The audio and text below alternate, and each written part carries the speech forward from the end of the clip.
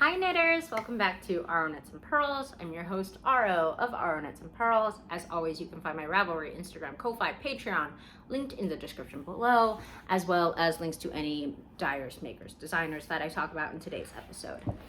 Welcome back. I know I took a little bit longer to upload this than expected. So simultaneously I had a cold, and also there was a wildfire up in Oregon, I believe, and it was blowing smoke down to Salt Lake where I live.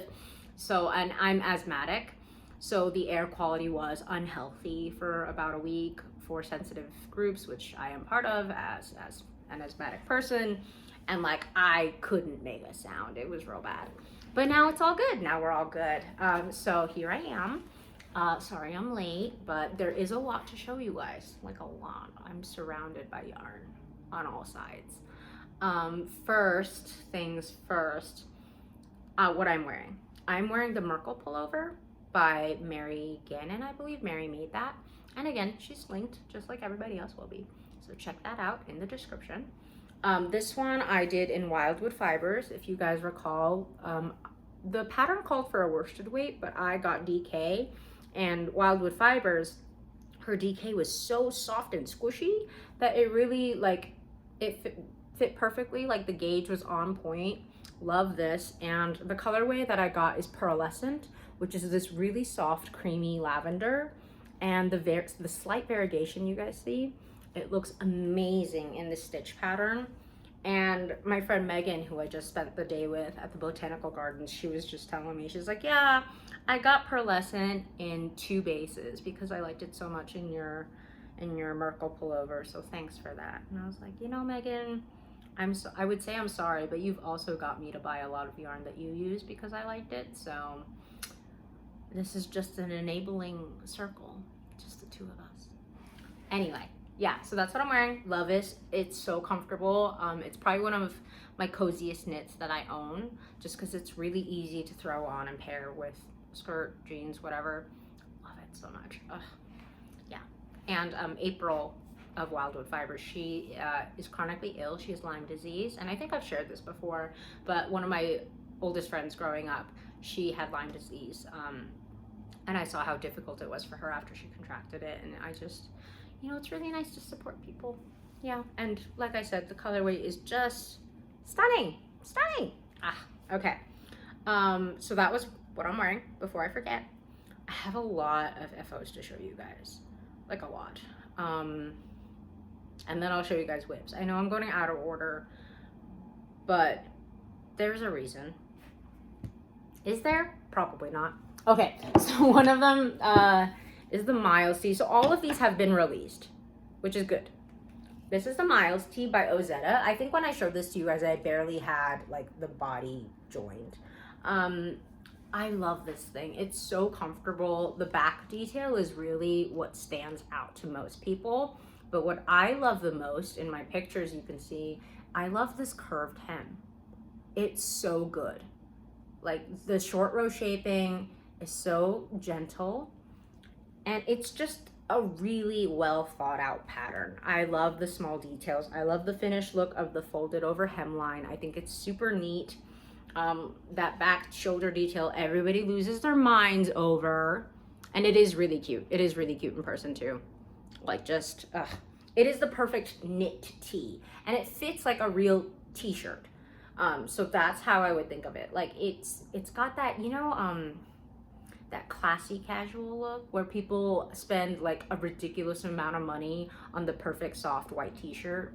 That's the kind of vibe I'm thinking about. Like, that's how this hangs. It's a beautiful drape because it is fingering weight, but if you're not used to working with a small gauge for a long time, it's fingering weight. So I used US 4s to achieve gauge. So like, it's small especially if you're used to working with chunkier ones like DK or worsted like this guy. But it did actually move surprisingly fast once I started really going for it. I had other test knits that I was juggling at the time, so I wasn't able to go like super fast to show you guys the progress and how quickly it went, but it really went quick. You start with the back shoulders, and then you do the fronts, your shaping on the neck, and it's classy, it's clean, it's timeless. And this colorway, guys, this is from Murray Wool, and I have probably taken so many pictures of this freaking colorway for her. Not for her, she didn't ask me to. I was just obsessed, and I had to tag her, obviously, because I knew you guys would want to know what colorway it was, who dyed it. And once I did, apparently people started reaching out like, can I get this colorway? And she was like, more than happy to oblige, because it is so pretty. Like, look at those soft pink and purple. I know I've probably gushed about this for the last like 2-3 episodes, this colorway specifically, but it really is just so perfect. She is so talented at speckling. It makes me honestly furious. I'm kidding when I say stuff like that. I do make those jokes a lot, like, how dare you? But I really hope you guys know that I'm joking, especially, like, most of these people are my friends. I'm just joking. But yeah, Miles Tea by Ozetta. Cannot recommend it enough. I want to do other colors. I really do, but I need to balance my interests right now, especially there's so much stuff going on in my life, work-wise, and then, like, I'm planning my trip for Korea. It's coming up in just 2 weeks. There's a lot of moving parts to that, so I'm just trying to like throw stuff on the ground because there's a lot to show you. Okay, so this next one, you guys, I have been keeping this a secret since April of this year, I want to say, maybe March. Oh my god. But okay, so this is the Hiemalis sweater in the newest issue of Lane, and oh my goodness. Okay, this is so hard to keep secret because I love it so much. Like, look at that colorwork yoke. First off, I will say, if you are new to colorwork, you probably don't want to do this. And again, this is the Hiemalis by the Petite knitter, or Waihin. She lives in Nunavut, Canada, so tundra Canada, like up in the tundra. And you probably don't want to do this because it is 3-stranded colorwork. And 3-stranded colorwork, I think it gets a bad rap. It's really no different than 2-stranded colorwork. I truly believe that if you can do 2 strands of color, you can add a 3rd. Like, in practice, it's just the same. But I know for some people that I talk to, it is a mental block, or people say, oh, well, there's just so much more yarn to keep track of. It's really just 1 extra ball. Like, I've done 4-stranded colorwork, and that one, I'm like, okay, that was a lot to juggle. But like, really, there's not a huge difference between 2 strands and 3 strands in practice. Like, yes, you might have to move a bit slower. Yes, you might have to like be more cognizant of how you'll rearrange the balls if you do it like me, where you just like move them constantly so they don't get tangled up at any point. But really, that's it. And I think the result is more than worth it. But if you are totally new to colorwork, yeah, I would say get more comfortable with 2 strands before you jump into 3. But again, every bit of advice that I give you guys is totally just generalized and not personalized to you as a maker. Because like I always say, I know some makers who've been knitting for like a year and do amazingly complicated stuff. And I know some makers who've been knitting for 25 years and they're like, no, I don't really want to do that. That seems too hard. So again, everything is so subjective. You guys know what you can do better than I can. If you ever just want to throw yourself into something, just try it, or watch videos on YouTube and try it. Like, when I first learned colorwork, cabling, whatever, I kind of just tried it. And yes, a lot of times I messed up, and I would just rip out and start over again. Like, for me, that's part of the learning process, but if that's not for you, it's not for you. So I'm not going to tell you guys what to do. Basically is how I always end my little rants like this. I can't tell you what to do. But Hiemalis, my god, it's so beautiful. And the color combination that I picked, I love blue and gold held together for colorwork. And pink. And I love pink. You guys know that, obviously. So for me to be able to combine these, and there is the motif at the very body too, to match the sleeves, but it's easier to show you guys like this. I just love this color combination. I think blue, white, and pink and gold is my ideal color combination. If I did another sweater that did 3 strands, I just love this. The yarn that I'm using is by Autumn and Indigo. She is still technically dyeing, but I think she uses more rustic bases now. This is her classic sport base, and she has discontinued it. So she has these colors, but they're on a rustic base, which is naturally darker because it has more natural wool fiber, which is darker and less treated, so it's darker. That's the whole point. You're not going to get the same exact color from her current lineup, basically, is what I'm trying to say. So I'm sorry I'm showing you a yarn that's discontinued, but it is autumn and indigo. The colorways, I can't really remember all of them. I'm pretty sure this one was Rosewood, Fog. The gold, I believe, is Sunflower, and the blue was Storm. Pretty sure on all of those, but everything is listed in my Ravelry page accurately. I always do these episodes off memory, which probably isn't the best system, but it's what I do, so I'm sorry if that's not good enough. But yeah, like I said, I'm sorry it's discontinued, but really it's just, I had this in stash and I had to use it eventually, so why not on this gorgeous design? And I'm so glad that I did. And it was so hard to hold off on sharing this, you guys, because I knew as soon as I got like this far into the yoke, I was like, oh, this is gonna be a stunner. And it is, it's a stunner. Look at that. Look at it. Like I'm obsessed with it. I love it so much. And it does look really beautiful on. I love a good yoke. I love a good colorwork yoke.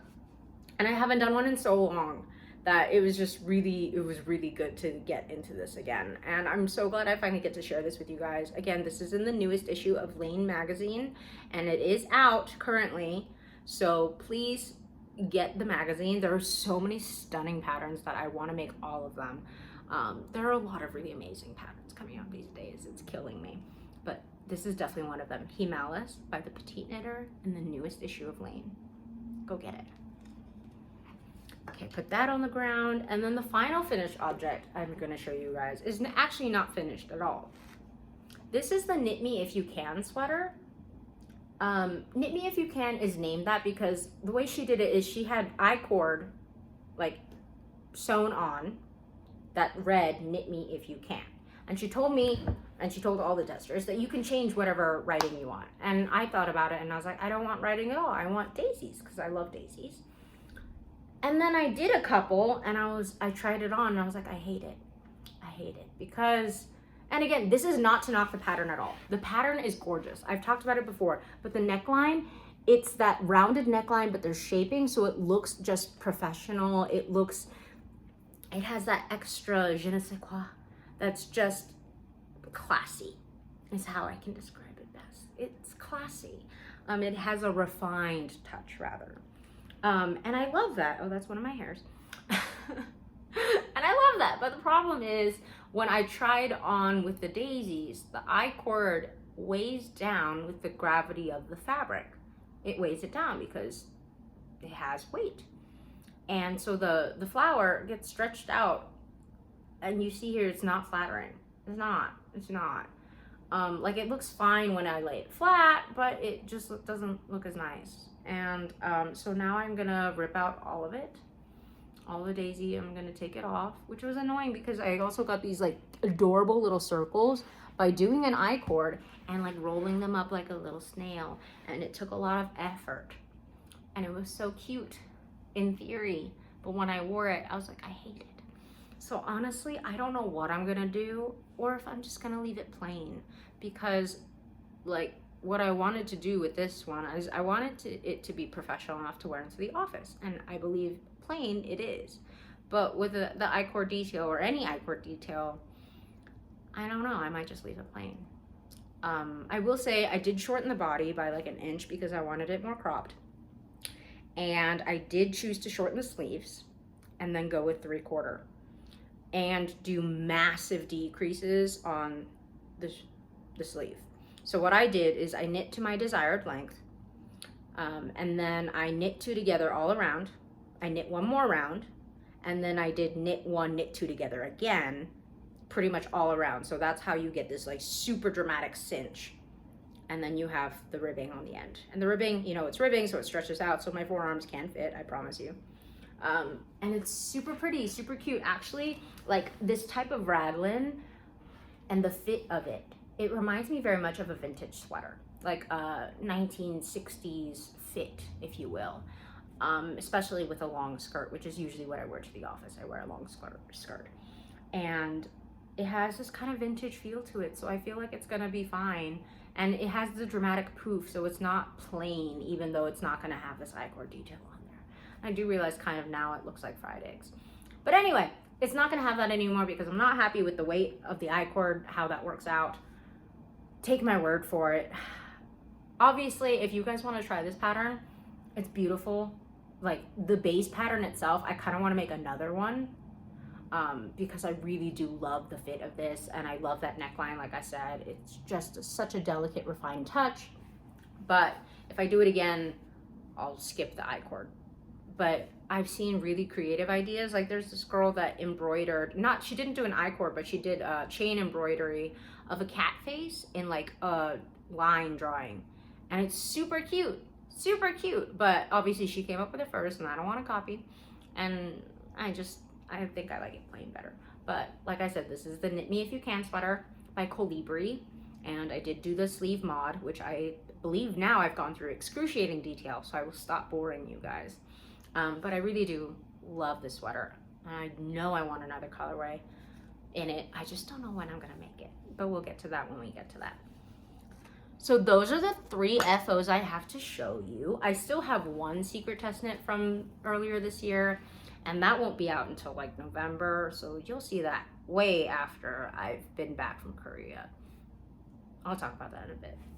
But anyway, okay, so that's the FOs that I have. Ooh, sorry, I touched my leg, and I recently, yesterday, I got this like huge leg tattoo. Like I would try to show it to you, but I'm pretty sure I'd have to like flash you guys. It's like hard. Yeah, it's gorgeous, but it was 7 hours of work, and it was kind of ambitious to do in one session. And so my entire leg is just like, oh boy, very tender. So sorry, I just jostled it and I was like, oh, okay. That's a very, I know, flattering look right there that I did. Now I can talk about whips. There's a lot. I'll talk about one of them first. This is the one I just cast on, actually, while I was getting my tattoo.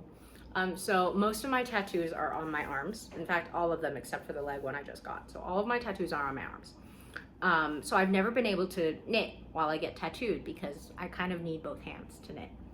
I can do a lot with knitting, like I can knit in the dark, but I can't knit with no hands, or even one hand.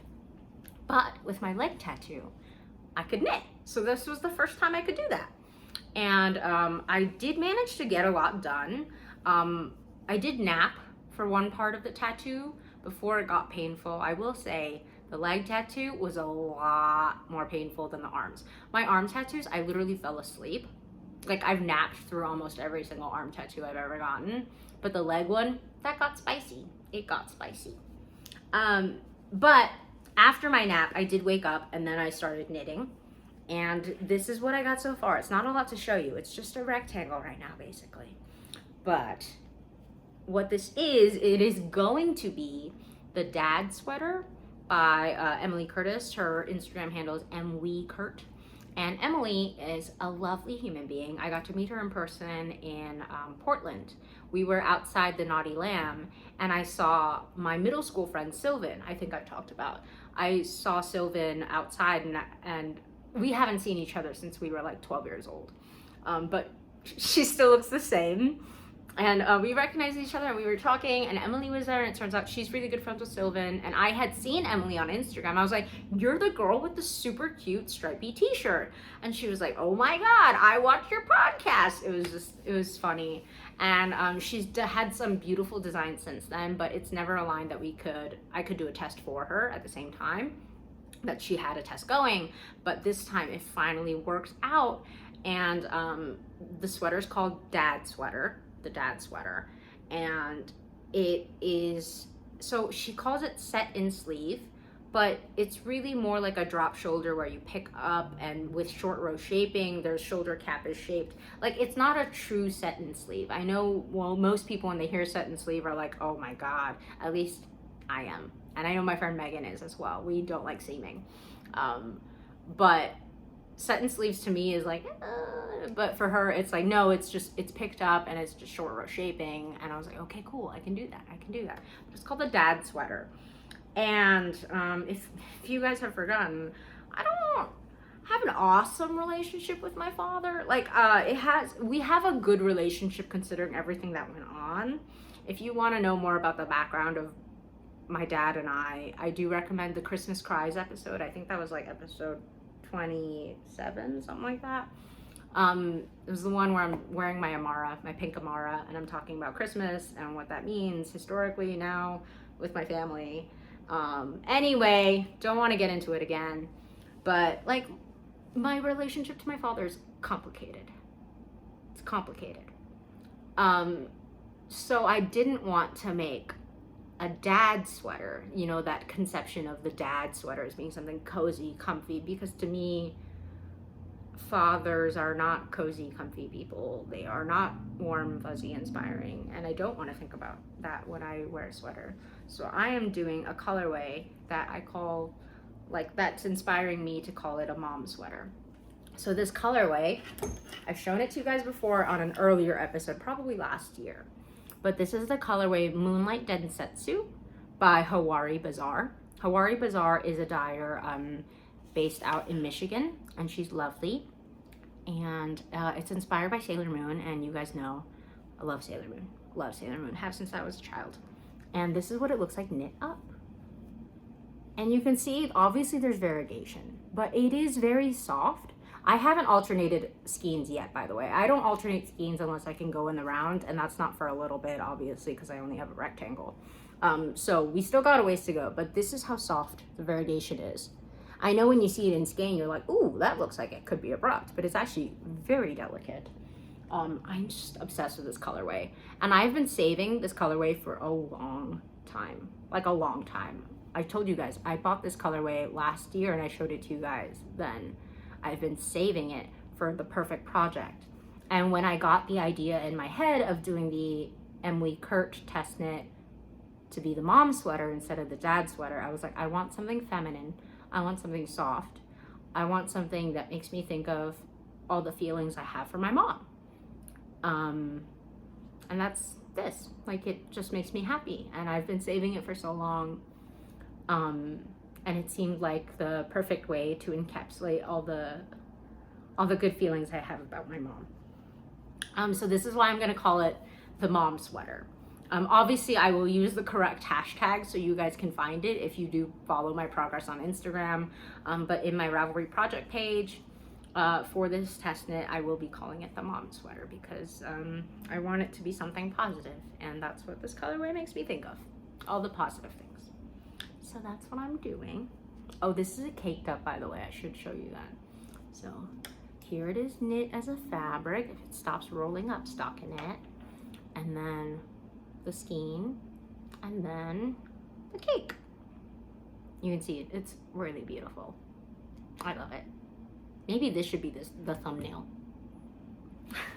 It makes me happy, and that's what knitting is supposed to do, right? Make you happy. At least it does for me. Oh my God, I keep trying to cross my legs, and my leg that's tattooed is like, we're not doing that. Sorry. Okay, so then another whip that I have to show you is, I'm gonna show you this one first. So this one is for my other friend, Emma. Emma is so lovely. And I have to take this moment. Okay, I'm really bad. I just realized I don't remember the name of this test knit because I've just been calling it Emma's sweater in my head. You guys know, so like I come up with nicknames for test knits and it's really hard for me to remember what they're actually called. Like, really bad at it. It will be linked in the description below. And Emma, I will apologize to you profusely if you watch this for forgetting the name of the sweater. But I do think that is tempered just a smidge because I've just been calling it your sweater, Emma sweater. This is my Emma sweater. And it, again, that's not the official name. Please don't look for that. Go to Emma's profile, which will be linked below, to know what the actual name is, and it will be named. But it's this gorgeous colorwork yoke. And I actually chose these colors with her help. I had originally picked a soft icy blue. Oh God. You guys know I love an icy blue. And the colorways I picked were originally suited for the icy blue. But then I was talking with Emma. We were doing FaceTime knit night, or knitting morning rather. We were doing a coffee date basically over FaceTime and knitting together. And I was like, or I have this other idea, and I pulled out the skein. And she was like, immediately, she was like, that one. Because if you guys don't know Emma as well or are new to her, Emma loves maroon. Maroon and gold are the colors I think of when I think of Emma, because it's her. Every time I post a maroon project, she's in my DMs like, what colorway is that?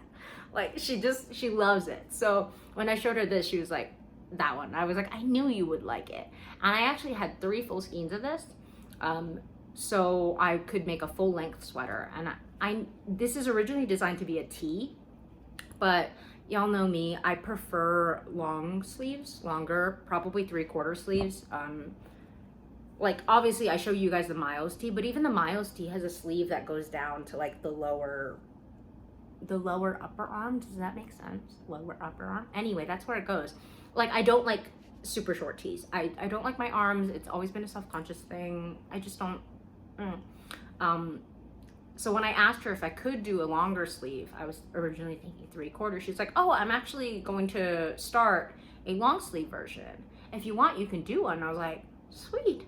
That works out perfectly, because this color combination is just so autumnal to me that it was perfect.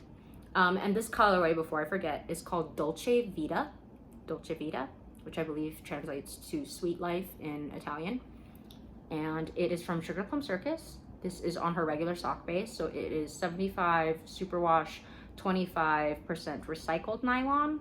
So for people who are worried about the environmental impact, it is recycled nylon. I will say it's not as soft as like a regular 75-25 that's used with non-recycled nylon, but I kind of like the feel of it. It feels kind of durable, if that makes any sense. But this color work is obviously super pretty, super delicate. It just alternates like which color is going to be the main depending on the stripe. And the yarns that I'm using, this is leftovers from my clove sweater last year. This is the colorway Champagne from Suburban Stitcher. And Champagne was one of my favorite colorways of last year. It was so soft and delicate. It reminded me of strawberry blonde hair. If you guys know what I mean. It's just so pretty, so pretty. And this is less traveled yarn, Paloma. Paloma is their silk blend fingering weight, and the colorway, I cannot remember off the top of my head, but it is in my Ravelry. Sorry, I'm really not good at remembering things, so I shouldn't rely on my memory so much. But yes, I do remember it is the Paloma base from Less Traveled Yarns, or Traveling Yarn, depending on which, like, do you go to their website, do you go to their Instagram? Anyway, but those are the colorways I'm doing. These were just leftovers from other projects. This was the only, I have 3 full skeins of this, Dolce Vita, and it is gorgeous. I will say Sugarplum Circus, Jensen of Sugarplum Circus, does a phenomenal job with tonals. Solid colors that are semi-solid, basically, tonals. And they are gorgeous. All of her tonals are always very even, very repeatable. I've had excellent luck with her yarns. And this colorway is so, color combination, pardon me, it's just so Emma. It's absolutely Emma. And that's why I've just been calling it my Emma sweater, because not only is it an Emma design, but she also helped me pick the colors. And the colorways are so truly like to her essence that like I had to call it the Emma sweater. So again, it will be named below, but for me in my brain, I've only ever called it the Emma sweater. And I am gonna take a moment right now to brag about how awesome Emma is, because the newest issue of Pom Pom Mag, remember I told you guys that story about how I actually had a job interview with them? And I did do really well, and they did seem like they wanted to hire me, but at the time, one of the co-founders, Megan, she was based in Austin, she was pregnant, and she needed to go on maternity leave, so they just would have one only employee in Austin. They're like, it just makes sense for them to be based in London, where everybody else is. Anyway, Still love their magazine. And Emma has a design in it. This is Emma's. Yeah, this is the Maya pullover, and it is a color work as well. And you see it's big, bold, beautiful. Oh, I love it so much. Actually, the Pom Pom Mag, the newest one, amazing patterns. I say Pom Pom Mag, the new Lane as well. If you've seen the pattern previews, I know it just came out like 3 days ago now, but like they are just so beautiful. All these magazines have been stepping it up. Well, I guess really how you can think of it is the designers have been stepping it up. I don't know, y'all. There's something in the water for all y'all makers, because y'all been killing it. Even in my test knit groups, I'm like seeing amazing color combinations. Like, why didn't I think of that? It seems like everybody's stepping it up but me. Am I going downhill? I don't want to think about that. But like, seriously, I've just been like in love with so many of these designs, and I really want to knit one. I really do, but I have tests to get through before I do that. So, okay. I just wanted to take a moment to celebrate Emma again, because she's one of those women that I adore her. Okay. Now I will show you the last whip that I have to show. This one has been a headache for me. First off, let me show you the process. Okay, so it's called the Floofy Mohair, and the Floofy Mohair, like it sounds, is meant to use mohair. You use 2 strands of mohair. But what I was thinking was, okay, actually, what I thought was, it's actually really hard for me to pick a mohair project with 2 strands if they're not going to be the same color, because I have a lot of mohair. You guys know I have a lot of mohair. A lot. But the problem is, a lot of my mohairs I love so much that I don't want to hold them with another, because mohair behaves like watercolor. It takes on properties from whatever it touches, and they blend together because of the extra floofy halo. I think I've said that before. To me, the way I think of mohair is I think of it like a watercolor, like it's going to blend. It's either going to bump it up, depending on whether you go darker in shade, or bump it down, whether you choose a light shade. And so when I see like beautiful mohairs that I have, like a mint or hot pink or a soft pink or this kind of rainbowy pastel goodness that I have from the Wandering Flock, just showing that off again. It's one of my favorite colors ever. Anyway, oh, by the way, I know some people are going to ask if they haven't seen this colorway before. This is called Holographic Dreams, or Holograph Dreams, from the Wandering Flock. It is one of my favorites. I've had this now for 2 years, and I will not use it because no pattern I've seen is deserving. I'm kidding. It's just because I love it so much. I kind of just want to keep it in the skein because I'm not tired of looking at it yet. Anyway, all to bring you back to the point of, I didn't want to blend any of the mohairs that I had in stash because I wanted them to stand alone so much. But then I started rethinking, and I was like, maybe you should stop being so obsessed with the idea of not blending. So then I found these in my stash.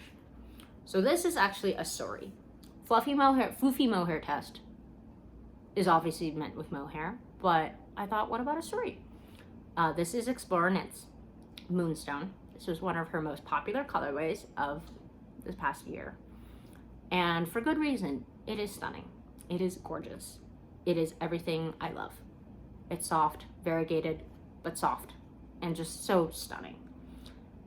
Obsessed with it. I have it on like 3 bases. It's the only yarn I have in multiple bases. Like I've had it with a fluffy yarn. I've had it with a fingering weight before because I thought I would do a sweater, but like I've never had it on 3 bases. And if she offered it again on other bases, I would totally buy it again, 10,000%. Anyway, Moonstone. And I thought I would hold it with this, Through the Wardrobe Company's Lion Song. And Lion Song has a bit of everything. It's kind of like Holograph Dreams, the one I just showed you, that has the different colors. Like you can see, there's blue, pink, purple here. Like it is very rainbow, but it's very soft. So that actually when you actually work it up or like cake it up, you can barely tell there's variegation. It's just that subtle. So subtle.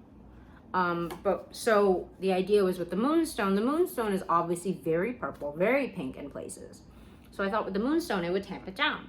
And technically it did because, or with the lion song is almost a white. So actually when you work it up, this fabric becomes like a soft version of the moonstone. It's very soft, it's very delicate. I'm trying to find a more pronounced colored spot to show you guys. Like, it is really soft. I only got like an inch in before I realized. What I realized when I worked this up was the Floofy Mohair sample that the designer did, it was with a hot pink and something else. I think it was with a white. So it was very bold in color. Like, you could look at it and see that it was a specific color. And when I worked up the Surrey held with the Mohair, first off, yes, the Mohair does bump up a sheen, because that's something I actually don't like about Surrey very much. Surrey to me is very matte. I don't think that's just to me. Surrey is matte. Like, you can see, even though it has a silk content, it's very not shiny. That's what I mean by matte, not shiny, right? And if it was shinier, I think I would like it more, because Mohair has a shine to it. Like, the silk content catches the light. It's really pretty to me. But this fabric made me think of more of a cumulus blouse, because cumulus blouse, sorry, I have mohair in my mouth.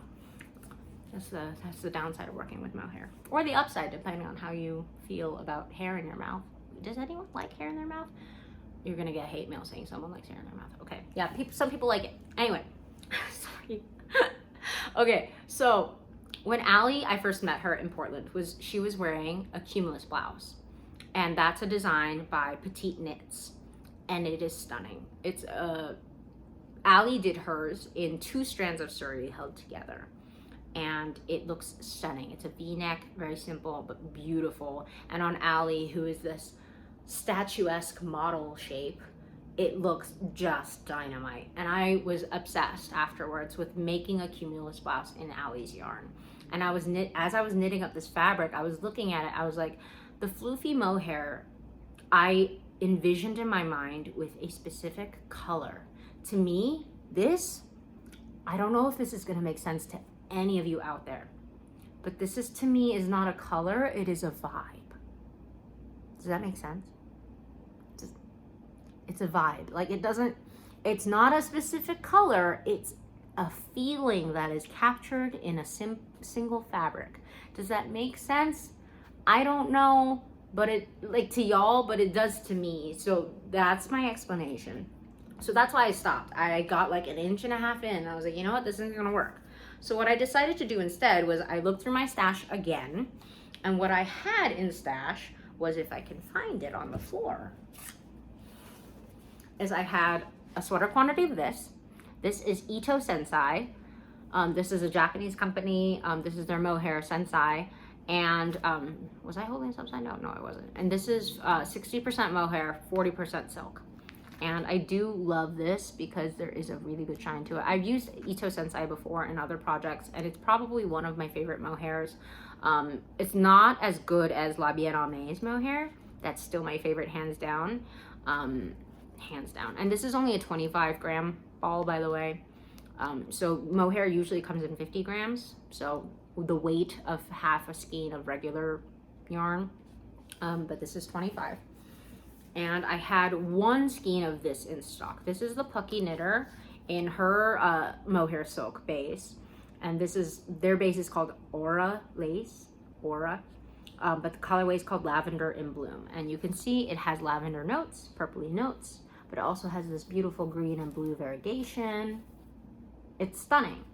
And when I held these together as a trial, I ended up sticking with it, but the trial was beautiful because it created this fabric.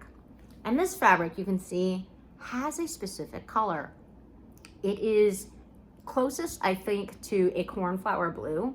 You know, that blue that's kind of purpley, so you're not quite sure whether to call it blue or purple. It's kind of that shade. And the variegation is very subtle, because when you're holding with the white, I think what it adds more is a sheen. But you can see these like dramatic speckly spots. I'm trying to find a good one to show you. There's some right here, like these little more green spots. I actually don't know if you can see it that well on camera, but you can see it in person a lot better. But This fabric I'm a lot happier with because one, it has the sheen of mohair that I love, like that shine. I just love it so much. And there is a specific color rather than a vibe. And if that doesn't make sense to you, I'm sorry that it only makes sense to me, but I promise it makes sense to me. And that's what matters because I'm the one wearing it and making it. But I do love this color combination. I'm very happy with it. I think for me, going with the shine was important because Surrey, knitted Surrey, I do still love the texture so much of Surrey, but for me, it's missing that glimmer. Because when you work with mohair and it just catches the light, I don't think there's a moment more magical. Because I like knitting in the park a lot. I live close to a park in Salt Lake called Liberty Park. And I will go there and usually like at least once a week, I'll do a little picnic by myself and knit. And when the sunlight catches mohair fabric, it glows. It's so beautiful and there's no more magical moment to me. And that's why I love working with mohair. So yes, the occasional hair in my mouth, worth it. Because I feel like I am wearing something knit with magic. And that's what I love about it. Sorry if that got really weird and lame, but I love it. And yeah, so like I said, mohair to me acts like a watercolor. So instead of this really dark purple, I mix it with a white and variegation, so it becomes this. That's the best way I can describe it. So if you haven't worked with mohair before, just start experimenting, honestly. Like, I don't like swatching, you guys know that, but with mohair, like, I am perfectly happy to just start knitting and seeing if I like it or not, and just starting over, because it's part of the process. And I can predict certain things, but I can't predict everything, obviously. And yeah, I'm just really happy with the result. Then in terms of yarn acquisition, the last thing I have to show you, there really isn't a lot. I have not been buying a lot of yarn. I've been buying a lot of like kitchen goods because I'm trying to upgrade now that I'm not a student. I'm like, okay, maybe get rid of that pot you got for $7 at Target, you know, like trying to upgrade to better things, better quality items, not just good yarn. But what I did want to show you is I did get J'adore Fibers. She recently had her first anniversary sale, and it's really crazy to me because J'adore Fibers is my friend Shannon, and she's incredibly talented. And to realize she's only been doing this for like a year was like mind-boggling because she is incredibly talented. I also have this one from her. I had a yarn fall out, but this one is confetti, and it's one of my favorite yarns. I cannot bring myself to use it because I love it so much, like that delicate speckling. And this was like from pretty early on in her dyeing. So she's already like demonstrated talent. I've shown you guys a lot of her yarn. But I adore her. I can't believe she's only been doing this a year. This colorway is called Bao Bun. Bao Bun. If you're not familiar, Bao Buns are like it's a yeasted bread that's commonly found in Asian cooking, mainly Chinese, and disseminated throughout like Vietnam. And anyway. Bao buns. They're bready, it's delicious, and chewy. And it's this delicate soft neutral. Definitely more of the peachy pink tone to it slightly, which is why I plan on holding it with this Surrey from Allie. So this Surrey, I showed it to you guys. This is from her ice cream social update. And this colorway is called Peaches and Cream. And I got it on her Surrey base, obviously. And held together, I think the slightly warm tone of Bao Bun blends really well with the Peaches and Cream from Allie. And I just love that color combination together. I think held together, it's gonna be beautiful, soft, delicate. Like you guys know, I prefer a softer tone. And I'm really happy with this idea. Actually, my friend Megan helped me come up with this idea when she was over just now. So shout outs to Megan. But yeah, that's really all I had to show you guys. I do plan on recording another episode before I leave for Korea.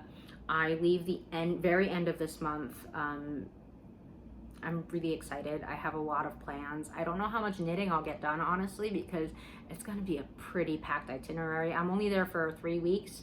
When I used to go when I was younger, I used to go for like 2-3 months at a time. So this is going to be a lot to handle in a short period of time. If you guys haven't noticed, up here it looks a little different. one, I've put plants up there, but two, my mother's ashes, I've moved. The main reason I'm going to Korea is so I can spread her ashes with her family, as per her last wishes. It's not that she wrote a note when she died. She's been telling me this since I was very little. We immigrated to the States when I was 5, and she told me from a very young age, she's like, Aro, if anything ever happened to me, make sure they don't bury me here. I want to go home. I want to be with my family. I want to be with my parents. And she's told me that all throughout my life. So when she died, I made it a point to everybody that I knew my mother's last wishes, and I had a very specific purpose, and I was going to fulfill them. So that's why I'm going. And I've moved her ashes from this corner spot here to the suitcases that I've already started packing, because if I forget those, it's gonna ruin the whole trip. It's gonna ruin the whole trip. So I have set those aside, and that's why it looks different up here. And I'm very excited to go there. It's going to be sad, obviously, but it's very important. And there's also going to be some really great times. I'm having a coworker friend of mine. He wanted to take a vacation. I was like, I'm gonna be in Korea in October if you want to like come for a week. And he's like, yeah, I do. So we'll hang out, we'll go to places. There's a lot to look forward to. I'm planning on going to different yarn stores while I'm there, so hopefully I'll get to show you guys that. So thank you guys for, as always, watching my stupid videos where I ramble at my iPhone. But thank you guys for your patience while I figure out everything that's been going on, and being kind and supportive, because you all have been kind and supportive. And I wish you all the best. I wish you happy moments, whether they involve knitting or not. I certainly hope they do, because for me, most of the time, my happy moments do. But enjoy the rest of your week, and I will talk to you guys very, very soon. Bye.